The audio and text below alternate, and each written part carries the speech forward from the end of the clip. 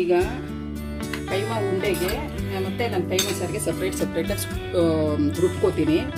ಕೈಮಾ ಉಂಡೆಗೆ ನಾವು ಕಾಯಿ ಹಾಕಲ್ಲ, ಯಾಕಂದರೆ ಕೈಮಾ ಉಂಡೆ ಬಿಟ್ಕೊಬಿಡ್ತೈತೆ.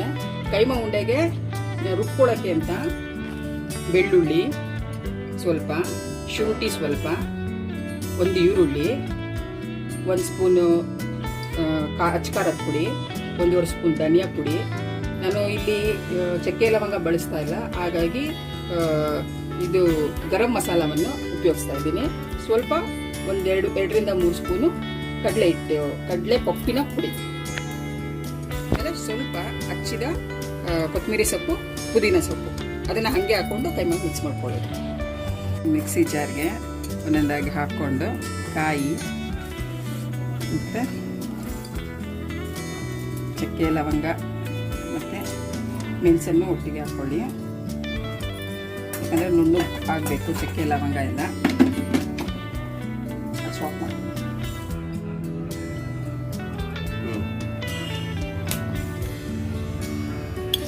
ಒಂದು ಪಾತ್ರೆಗೆ ಎಣ್ಣೆ ಹಾಕ್ಕೊಳ್ಳಿ. ಅದಾದ ಮೇಲೆ ರುಬ್ಬಿರೋ ಮಸಾಲೆಯನ್ನು ಹಾಕಿ ಕುದಿಯಲು ಬಿಡಿ. ಮಸಾಲೆ ಚೆನ್ನಾಗಿ ಕುದಿಬೇಕು.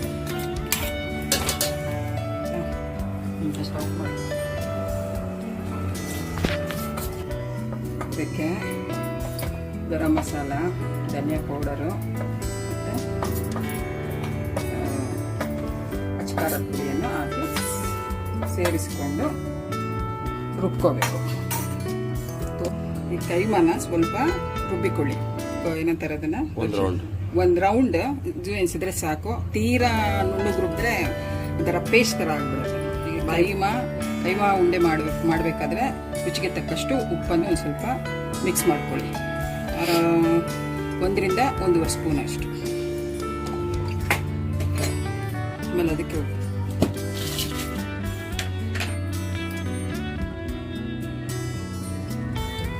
ರುಬ್ಬಿದ ಮಸಾಲೆಗೆ ಮೊದಲೇ ಉಪ್ಪು ಹಾಕೋಬೇಕು. ಮಸಾಲೆ ಕುದಿಬೇಕಾದ್ರೆ ಉಪ್ಪು ಹಾಕೋಬೇಕು, ಯಾಕಂದರೆ ಕೈಮಾ ಹಾಕಿದ್ಮೇಲೆ ಹಾಕಿದ್ರೆ ಕೈಮಾ ಉಂಡೆ ಬಿಟ್ಕೊಂಡ್ಬಿಡುತ್ತೆ.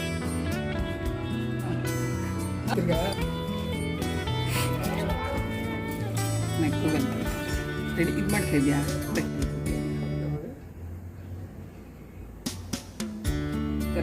ಈ ಥರ ಕೈಮಾನ ಚೆನ್ನಾಗಿ ಮಿಕ್ಸ್ ಮಾಡಿ ಇಟ್ಕೋಬೇಕು. ಈಗ ಸ್ವಲ್ಪನೇ ಎತ್ಕೊಂಡು ನೋಡಿ ಇದಕ್ಕೆ ಉಂಡೆ ಮಾಡ್ಕೋಬೇಕು. ಈ ಗಾತ್ರಕ್ಕೆ ಉಂಡೆ ಮಾಡಿಕೊಂಡು ಇಟ್ಕೊಳ್ಳಿ ಒಂದೊಂದು ಸೈಡಲ್ಲಿ. ಇದು ಒಂದು ಅರ್ಧ kg ಆಗಷ್ಟು ಕೈಮಾ. ಇದು ಕಟ್ ಮಾಡ್ತೀವಿ.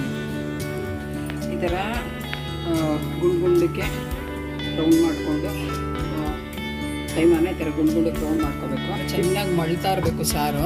ಆವಾಗ ಸ್ಟವ್ನ ಸಿಮ್ಮಲ್ಲಿ ಇಟ್ಕೊಂಡು ಒಂದೊಂದೇ ಉಂಡೆನ ಒಂದೊಂದು ಸೈಡಿಂದ ಬಿಟ್ಕೊಬನ್ನಿ.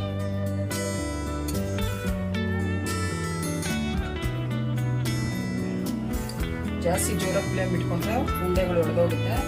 ಹಾಗಾಗಿ ಕಮ್ಮಿ ಫ್ಲೇಮಲ್ಲಿ ಇಟ್ಕೊಂಡು ಒಂದೊಂದೇ ಉಂಡೆ ಬಿಟ್ಕೋಬೇಕು. ಉಂಡೆ ಹಾಕಾಯ್ತು. ಚೆನ್ನಾಗಿ ಇವಾಗ ಕುದಿಲಿ 1-2 ಸುತ್ತು. ಚೆನ್ನಾಗಿ